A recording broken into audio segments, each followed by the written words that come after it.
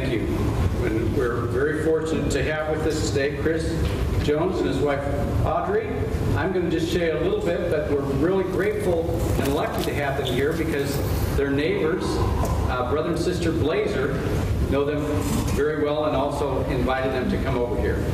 Before I share just a little bit and have then Erlene Blazer tell a little bit more about them, that she knows some little additional insights being neighbors. Just as a reminder, as you know, we do have these luncheons available to meet several of you each week that we have a guest lecture. Several of you, just those that have signed up for today, or there's one or two that still would like to do that. We might have one or two additional to meet with Brother Jones today. I will be passing out the sign-up list for 2 weeks from today, but you need to sign up to meet with and have luncheon with Ed Lamb. So watch for this going around and sign up for that if you'd like to. Okay?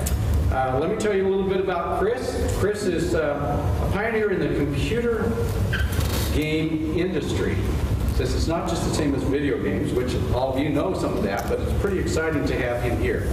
He's actually a world leader in some of what he's been able to do. He's participated in the forefront of video game markets, starting with the earliest video consoles, Apple and Commodore 64.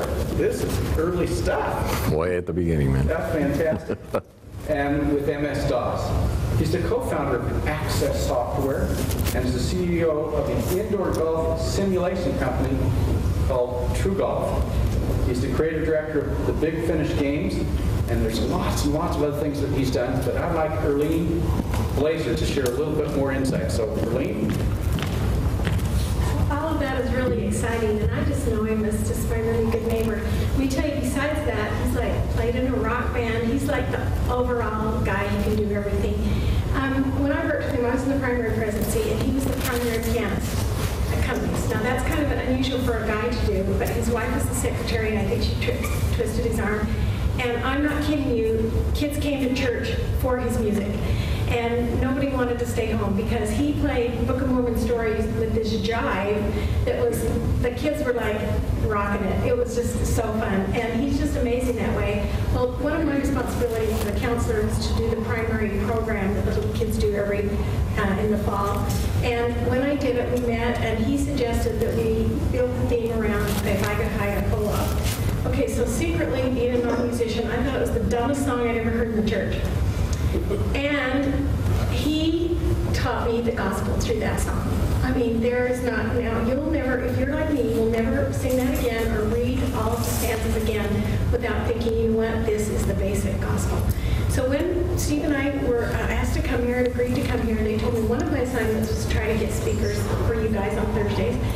And the first person I thought of was Chris Jones, because I thought you guys would love him and love to hear from him. So it has nothing to do with his presentation, but I moved the piano over here just in case he got here, and because he is amazing. And like Richard said, there might be a few spots. If you want to just hang with him after, he is way cool to just talk to, and you can come for free food.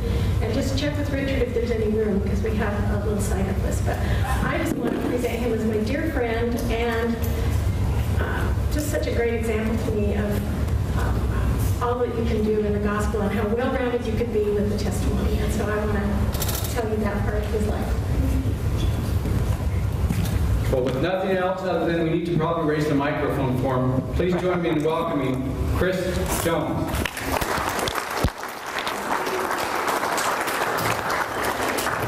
Okay. The computer's not that happy to see me. Okay, there we go.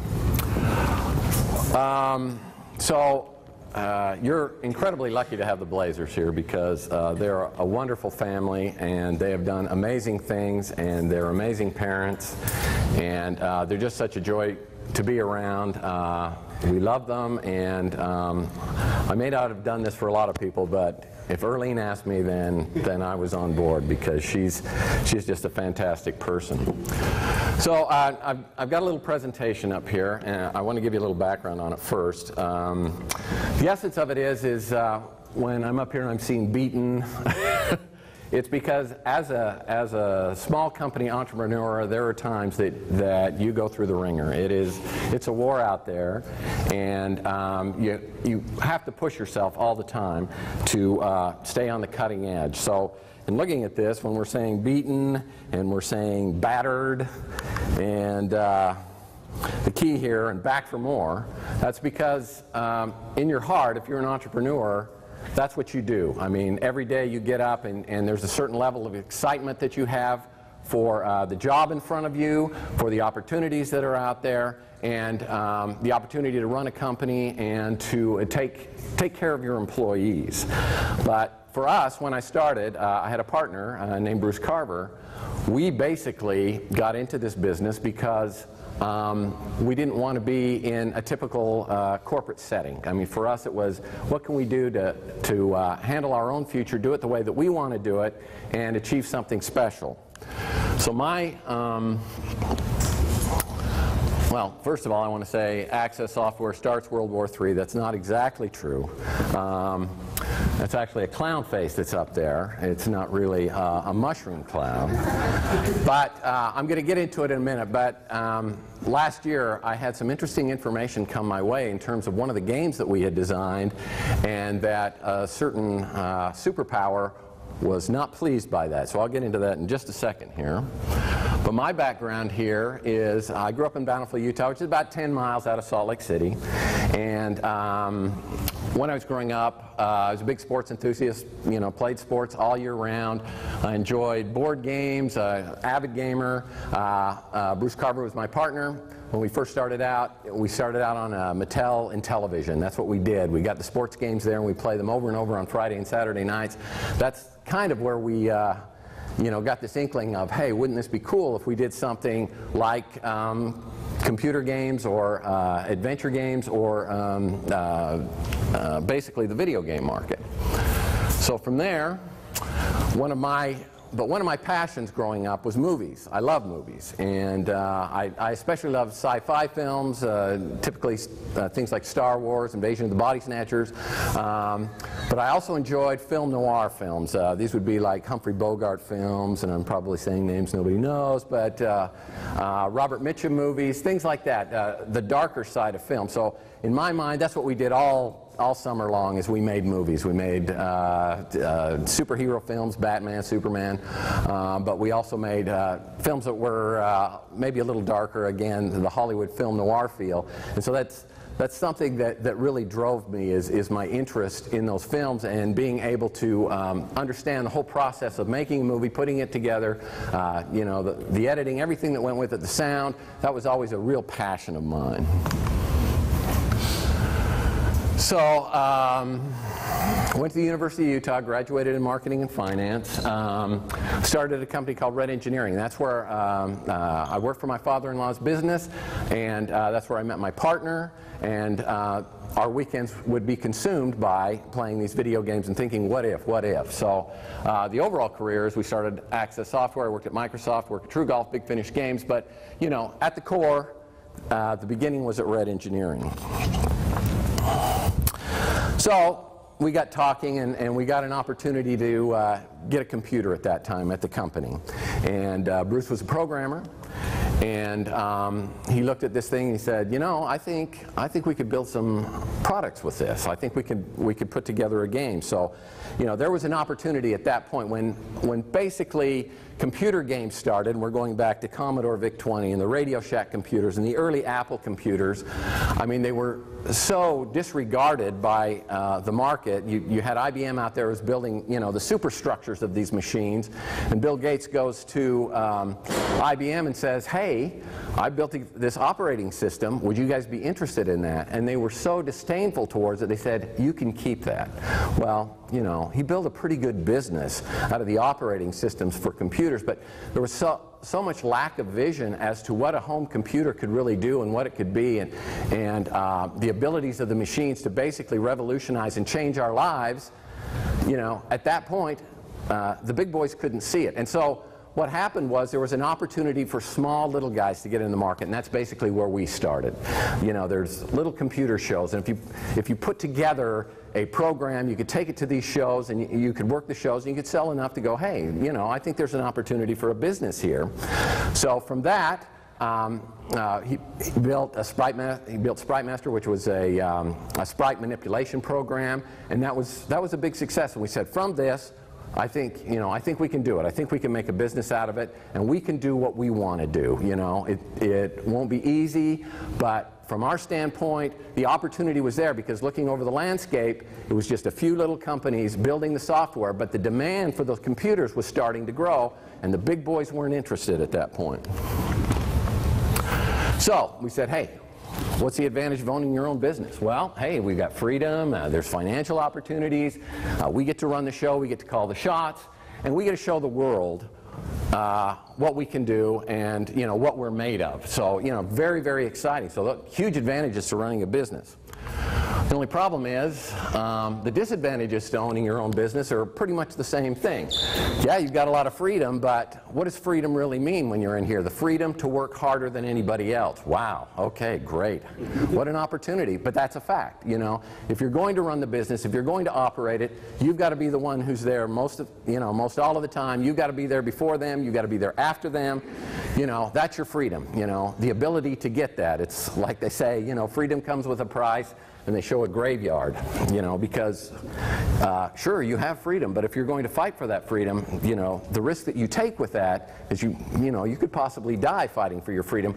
The point being, it seems like a wonderful opportunity, but if you do not take it seriously, if you do not bite down on it every day, if you do not commit yourself to it, ultimately, you're going out of business. Same way from the financial side.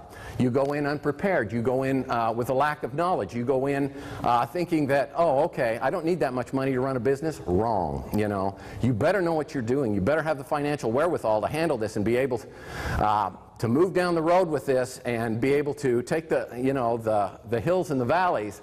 Otherwise, you're just kidding yourself. In a small business world, you're totally reliant upon yourself, really. The bank will help you to the extent of the mortgage on your home. But after that, you better figure out how you can glue and piece this thing together in order to be able to survive the valleys here. Running the show is great, but you've got to be there every day to run the show. You've got to be there. You've got to be in command. You have got to be leading those employees of yours, or ultimately, if you don't contain the vision for them, they just kind of wander off and say, well, if you weren't that interested in it, neither am I. And it was interesting to me to see Yahoo and to see Best Buy all of a sudden over the last 3 months say, you know, no more work at home. This doesn't work. There's no synergy here. People are basically on their own, on an island somewhere. And I'll tell you what, you need to be there every day making things happen and interacting with people if you expect that that business is going to move forward. And showing the world, well, they're not interested unless you get something that they're interested in seeing. So all of these are the disadvantages to running a business, and you better be prepared to take all of those challenges head on. So when I look at the traits basically needed to run a business, you got to have a passion for it. You got to say, you know, this is really what I want to do, or I'm going to die trying. You know, you've got to be in there fighting every day. You've got to have total dedication. You've got to have a laser focus. You know, what is it that we're trying to accomplish? Where is it that we want to go? Why should the employees be at all interested in talking to me other than picking up a paycheck? They have got to have, you know, an idea of what you really want to do with it, and they've got to be able to see how it will help them. All of those are critically important to having a staff all on the same page and driving towards the same goal. Again, financial responsibility. You know, I've worked with a lot of guys, and the first thing they do where they go, hey, we just made a bunch of money, let's go buy something. Sorry, wrong. Put it back in the business, you know. Cover yourself. Make sure you've got something for those valleys. This isn't just, you know, an opportunity to make a one-time shot. If you've got a vision, if you've got a passion for this, it's going to cost money, and it's going to drive you, and there are going to be opportunities to grow, and you know, the company's going to be looking at you to make sure that you've got the tools to make it go forward. Vision, they've got to know, you know, you've got to be able to effectively communicate what it is you want your company to accomplish. Know your talents. I mean, do you really have a talent for the field that you're in? Do you really have the skills and ability to make something happen, or are you just wishing that you did? You've got to have a set of skills that people are going to be interested in. And then you got to have, for us, it was a desire to push the envelope. When we started out with this, it was like, hey, 4K of memory. I mean, this thing is powerful. I mean, you know, a cigarette lighter has more power than that right now. The point being, we knew that the technology would just get better and better and better, and for us to survive, we had to stay on the edge. At each of those points, every time the technology was pushed, we had to be right there on the edge of that, or we were going nowhere. In games, in anything that's related to computers, you better be right at the forefront, or you're basically dead in the water. Okay, partnerships. Interesting. Partnerships, like marriages, are hard. And marriages, my wife is sitting here, but my point being is I have a great wife. She has supported me all the way through this, has made a huge difference in terms of my ability to do what I'm doing, because she knows what it takes. And she's been there to support me in so many different ways to make it happen. But when you have a business partner, it's the same type of thing. To succeed, the partners need to bring something unique and something in common to the group. You got to be empathetic towards your partner and understand, you know, how he relates to the world, and find a way so that, you know, you both can achieve what you want to do while on, you know, reaching mutual goals. You got to have respect for each other, and you got to listen and learn from your partners. I mean, I've got a situation now in the company that I'm in, and we're dealing with company we've dealt with for years and years, and they've just gone through a partnership change, and it's a total disaster. 4 to 6 months, they find out that, you know, this partner isn't as honest and reliable as I thought, and we both own 50% of the company. As a result, they are totally stagnant. They can't do anything. They're both at each other's throats. They both got attorneys that are working each other, and it is just like, it's a total disaster. Every day these guys come to work and they're so demoralized, because instead of focusing on the vision, and instead of focusing on the purpose, they're just bashing heads into each other. And that company, I think, it's probably going to go out of business, because basically they've reached a point where, you know, there is no compromise. And these guys, and this happened 6 months ago, and this business has been in business for over 20 years, and the last 6 months may bring this company to its knees just because of a poor partnership. Anytime you have a partnership, you're going to understand that you're going to go head to head on some things, but you need to have enough respect for each other to hit these cooling off periods. I know Bruce and I, we had our moments. You know, we are different individuals, but we had enough respect to say, you know, we just need to go to our corners for a bit, relax, and come back and address this problem in 4 or 5 days. And it made a huge difference. We were always able to work that out. In fact, the people that I'm working with now, I've been working with for over 25 years. A lot of them were in the company at Access, and have just moved forward. And it makes all the difference in the world when you know that you have not only a friendship, but mutual respect for each other, and a dedication to the overall good of the company, not just to their own personal needs. And a lot of these guys have basically sat back and at times bit their lips and said, you know, I get it. These are more important than my individual needs. We have to keep this company going. What is it going to take to make it happen? And they've done it. And I mean, it's made a huge difference in terms of our ability to continue during really hard times. And compatibility, I mean, people are going to change during time, but you have to realize that's going to happen. We're not going to be the same people that we are our whole lives. And sometimes the changes can be great, but as long as we're focused on, you know, the good of the company, you know, that's the core. You know, we both, or no matter how many partners we have to be focused on those things that truly drive us all to you know, greater success. Okay, so this is what I was talking about earlier. Some of our earlier games, we started with Sprite Master, Neutral Zone. We had a game called Beachhead, which came out close to an anniversary of Normandy, the invasion of Normandy. And it's like there are all these thoughts that are out in the atmosphere, and occasionally you latch onto one, and I think we latched onto this at the right time. It was a huge hit in the computer gaming world, because you know, the general public was all kind of focused on the same thing. They were all focused on, years ago, World War II, the whole bit. So we come out with this game, and for us it was a huge success. But the next year we came out with one we called Raid Over Moscow. And I found out years later, and it was kind of the same thing. I mean, we were, Reagan was president, and there was a lot of talk about Star Wars and Star Wars technology and building SDI and having all these defense initiatives. So we built kind of a game around that theme. But we found out just a couple of years ago that the Soviet Union considered this a major provocation, one of the biggest provocations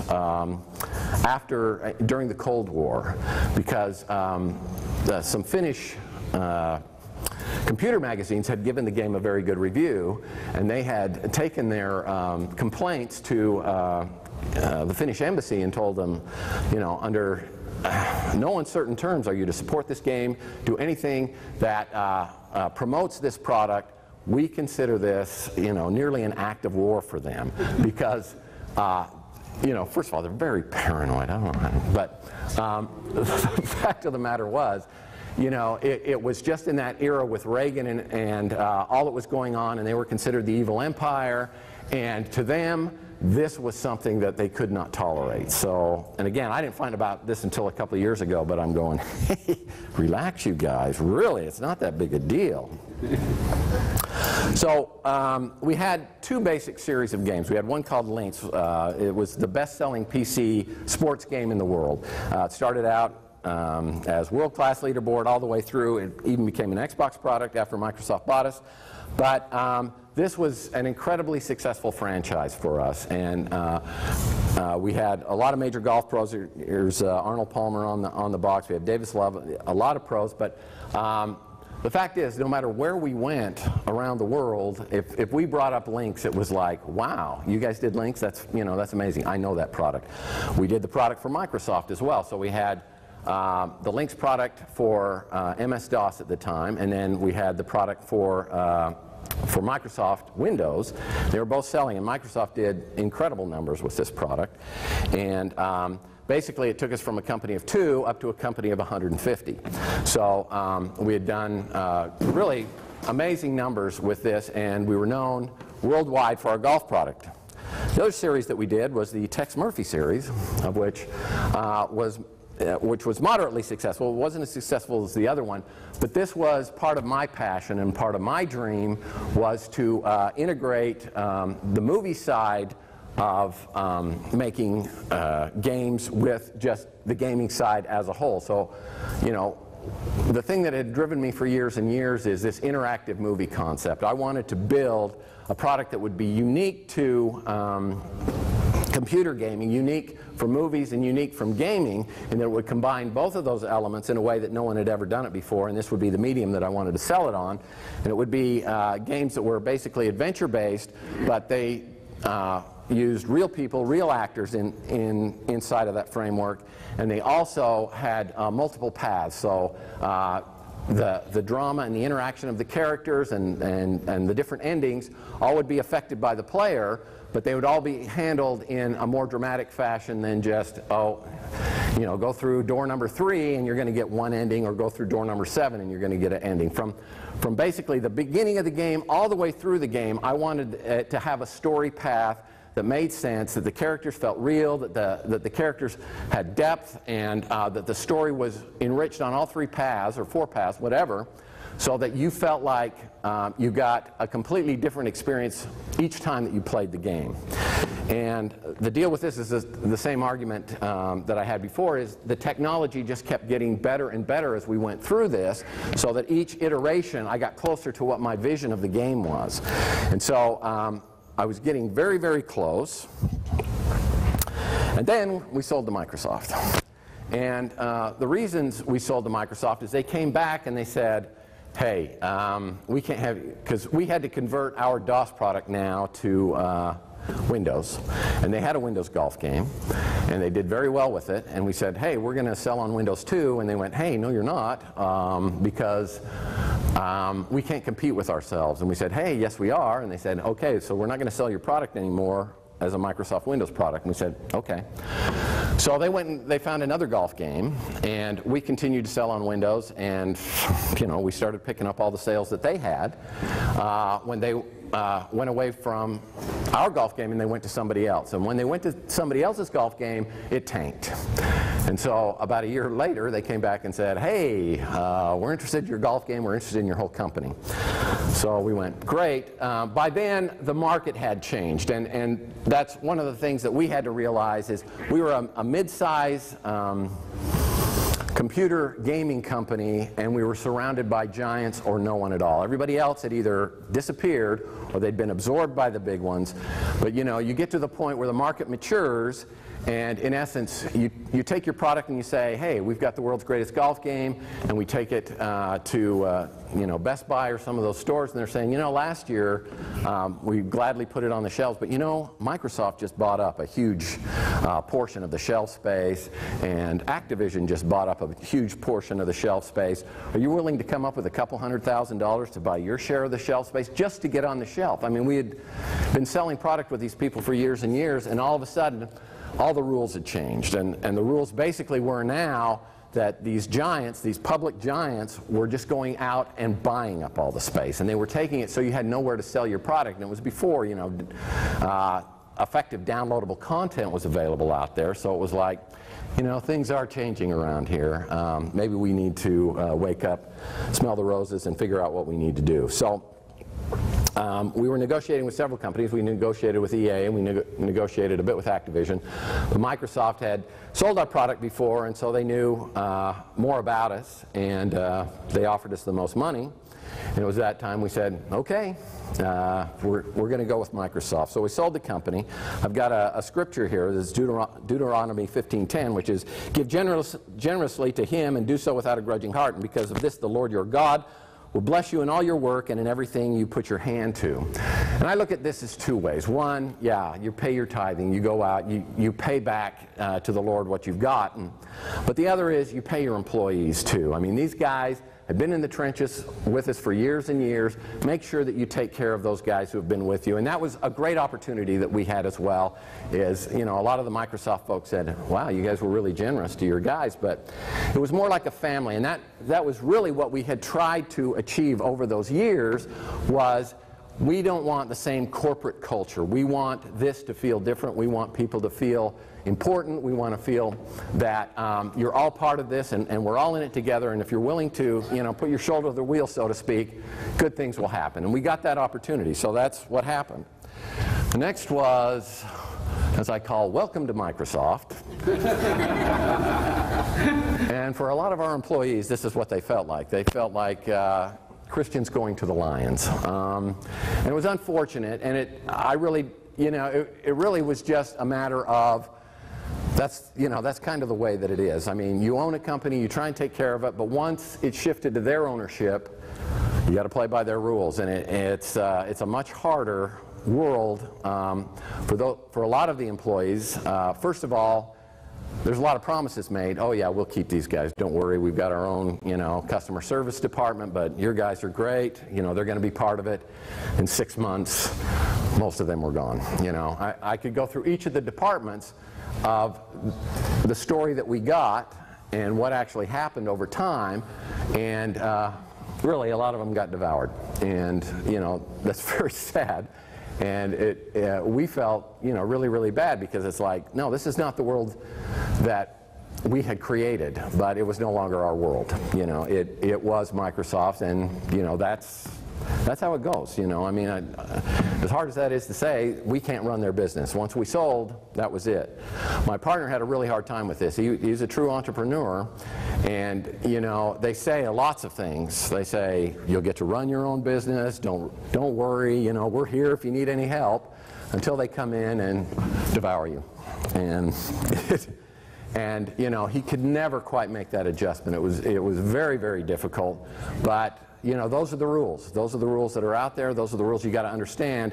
What you may hear, the real truth is they'll call the shots the way they want to do it, and you just got to accept it as it comes out. So When I was looking at, this is access here, we have dedication, we have purpose, we have, the product's the key. Let's put on a show, as we say. Hey, everybody, let's get together. Let's make a game. That'll be fun, won't it?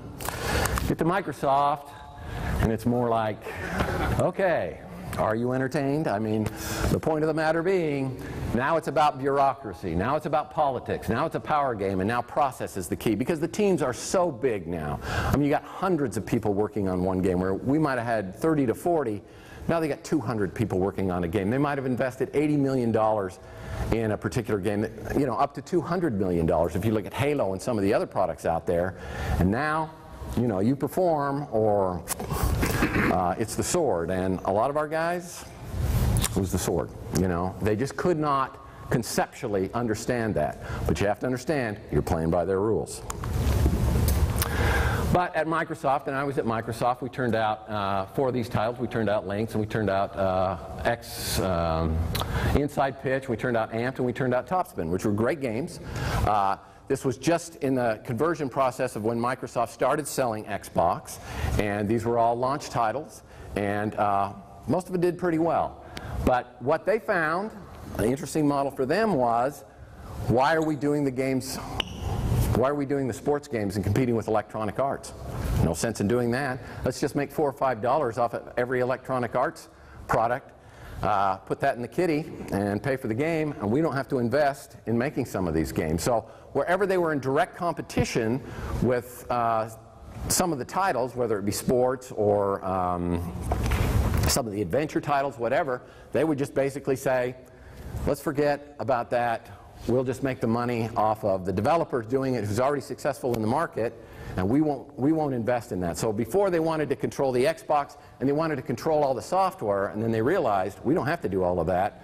We just control the Xbox, we just control the channel, and they have to pay us to go through that channel, and the model works great. So in essence, for a lot of titles and a lot of developers, they just stopped developing a number of the products. So I worked there for about 5 years. Then after that, True Golf was a corporation that was part of Access Software and was broken off from the sale of when we sold to Microsoft. And they basically did all the software for some of the simulator companies, and we developed our own simulator. And it was an expensive simulator, but you played golf on the screen using your own clubs. I mean, it was a full simulation of the real golf game. And the strategy at that time was, okay, we've got an expensive simulator, we've got exclusive software that we just sell to a couple of groups and ourselves. We're talking about a celebrity model here where, hey, it would be great if Bill Murray bought one or Michael Jordan bought one, and then, that's really the strategy that we're doing. So here's a simulator that costs $70,000, $80,000, but if we can get these names to follow, people will be very interested and excited about owning a simulator, because big names are owning it. And then we had a second home strategy, which was a lot of people are developing second homes. Let's get them to build those right into their homes when they're doing it. If we're doing that with the way second homes are going, we should have a successful market. But all of these are part of the red ocean strategy, which is you got 3 or 4 groups out there selling the simulators, and you're really competing more on price than anything else. It's a strategy that basically is driven by 3 or 4 people, and we're just saying, look, let's, we'll undercut him and we'll undercut that. But that really is the differentiator there. But little did we know, as I call it, that an asteroid was coming towards the Earth in 2009, which happened to be the great financial meltdown of 2009. And all of the things that we held near and dear as our strategy began to look a little like we were dinosaurs out there. And as I see it, the dinosaurs at our company were looking up saying, what is that coming towards us? And it's like, well, I think it's a comet. And I think they went, no, I think that's a metaphor for the financial disaster that's going to hit. And we're going, well, it's probably going to hit a couple hundred yards from here, so probably won't affect us. But turned out that was wrong, because after a couple of months we realized there wasn't anything to eat out there anymore, and that even our little dinosaurs were dying. So from here it was time for a revamp of strategy. Okay, that strategy didn't work, let's try something else. So out of that came what we call the Phoenix Plan. And the Phoenix Plan is, we have the best software that's out here. What we need to do is network this to everybody. You know, our software needs to basically be hardware agnostic. I don't care who uses it, but we'll make money off every sale that goes out there. It's the Windows model. Our hardware needs to be a lot cheaper, so we started building simulators down around, you know, $3,000, $4,000 all the way up to $60,000, $70,000. The sweet spot being about $15,000, about the cost of a jet ski. But we found that really was the number. That's about how much people wanted to pay for this. Yeah, you still have the celebrities doing it, but anybody who's still following the earlier dinosaur strategy is finding out that there's just not enough up there. There's not enough food up there.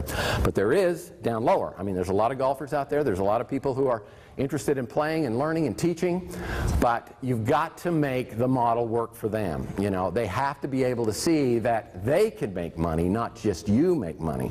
And so our model that, you know, that we're really putting in place over the next 6 to 12 months is everyone will be on our network. Everyone, it will work for, you know, whether you have a TrackMan, whether you have a Flight Scope, whether you have a AccuSport, whether you have a full swing simulator. It will all work. It will all be tied. It will all be tied together. We want to tie into, you know, big major tournaments like the U.S. Open and the Masters, so that there's a virtual tournament, virtual world tournament, along with the real tournaments. And there are a number of advertisers who are very interested in this model that can finally gauge and tie all these people together and model it in a way now that it can be a franchise. That, you know, you've got 24-hour fitness. It's got several thousand locations out throughout the U.S. Where do they model? Well, they model franchise between $100,000 and $150,000. A lot of people looking for opportunities in the franchise market right now because they're not doing so hot on their Kios and IRAs and whatever. These are guys who, you know, have $150,000 to $200,000, want to get into a business. There are a lot of these shows, and they're looking for something that they want to do that ties to a bigger overall picture. So, you know, from the standpoint of our new model, it is we can make something off of everyone, but overall our software is going to drive an entire industry that way. So this is a quick video of solving one of the problems that we have with simulators, which is portability.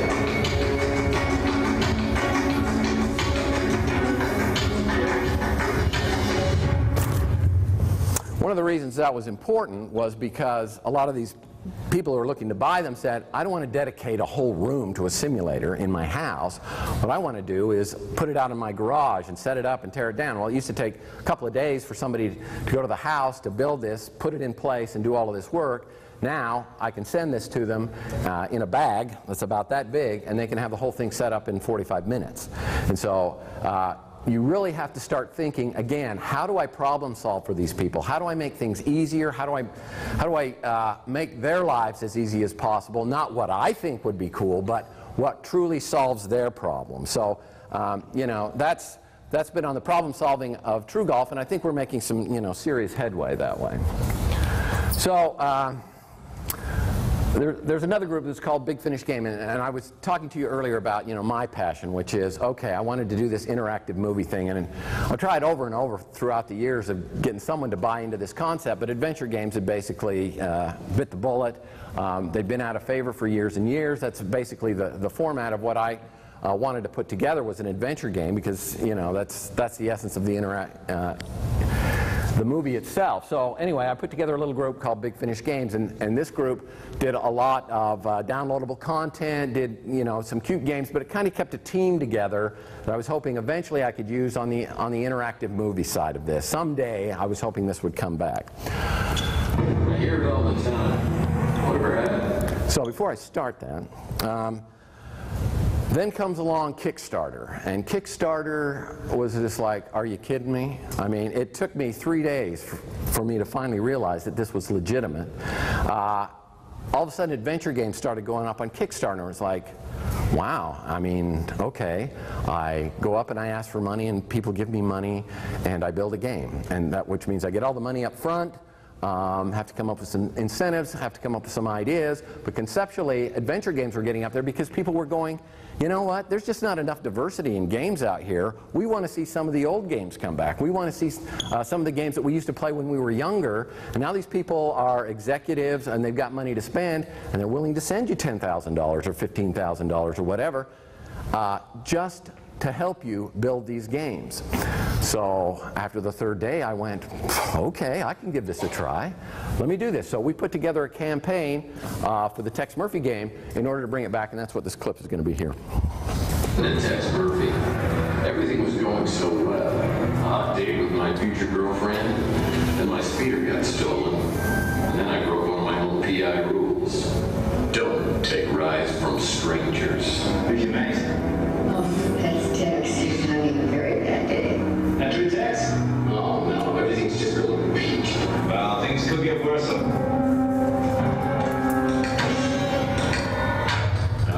What happened? You are dead.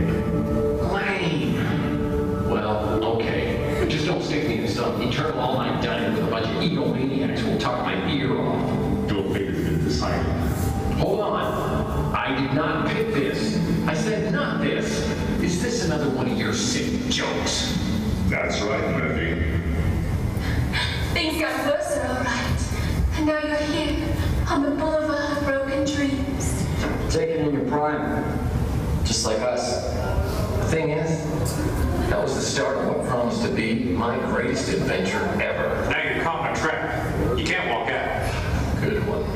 So what will it take to get you back in the saddle again, Tex? You need a hunk of burning cash. Cash. My analysis. Problem is, I need about 450 grand. And we are not talking the pesos, senor. Well, there might be a way to raise that kind of dough. 2 words. Kickstarter. I'm sure there are lots of people that would love to bring you back, Tex. Just imagine. Kickstarter could get you back to Chandler Avenue. You know, Kickstarter is actually a pretty darn good idea. Thank you. Thank you very much. I've got to get out of here. And you can make it happen. Donate to Kickstarter so we can get off the boulevard of broken dreams back in the game. So anyway, we put that out, put it out for 30 days, and we raised $650,000. So it turned out, you know, very well because we had some hardcore fans out there who really wanted to see the game come back. And like I say, it's a phenomenon that's out there. People are having a lot of success with it. If you've got a good concept, if you can come up, you know, with a good idea that you think you can get support from the community, you know, it is definitely an option to raising money here. So I've got a few quotes here that I just wanted to go through. Basically, life is a journey, not a destination. For me, it has always been about the creativity side of this. I wanted to get into something that I loved. I wanted to get into something that I was passionate about. It wasn't that I said, oh, I sold the company to Microsoft. Wow, you know, I'm set.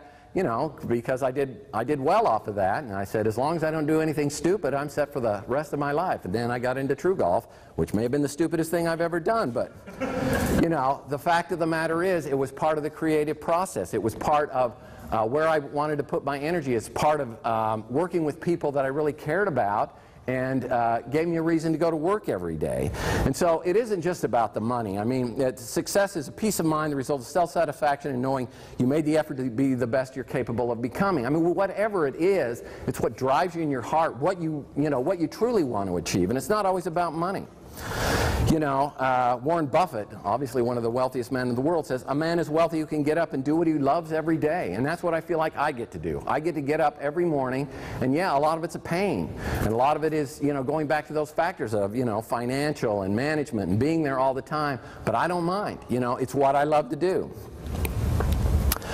And here, all the best to you in your pursuit of success, whatever success means to you. You know, whatever it is, go after it with a passion. Whatever it is, go after it you know, with your heart and soul if you want to make a difference. And enduring to the end is the key here. I feel like, at least in the adventure game area, we've endured to the end, and now we get that final opportunity to make what it is. I don't know how well it'll sell. I don't know. But I want to make it. You know, I want to make it the way that I want to put it together. And then there's there and back again from J.R.R. Tolkien of saying, I feel like I'm doing the same thing, but that's okay, because that's the same thing that I want to do. So that's pretty much the overview of, you know, what I've been involved with and what I've been doing. So if you've got questions, that'd be great.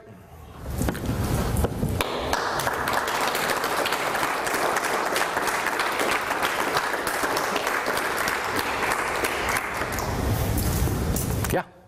Chris, if you could go back to college and take any class that you think might help you more in your career, what would that class be? You know, for my career and what I've done, it's still financial.